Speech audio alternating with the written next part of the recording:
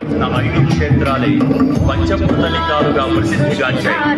వాటిలో వాయులింగ క్షేత్రమైన శ్రీకాళహస్తి మన తెలుగు నేలపై ఉండగా మిగతా 4 క్షేత్రాలు తమిళనాడులో ఉన్నాయి. అగ్నిలింగ క్షేత్రమైన అరుణాచలం మనందరికీ సుపరిచితం కాగా జంబుకేశ్వరంగా పిలిచే జలలింగ క్షేత్రం శ్రీరంగం సమీపంలో ఉంటుంది.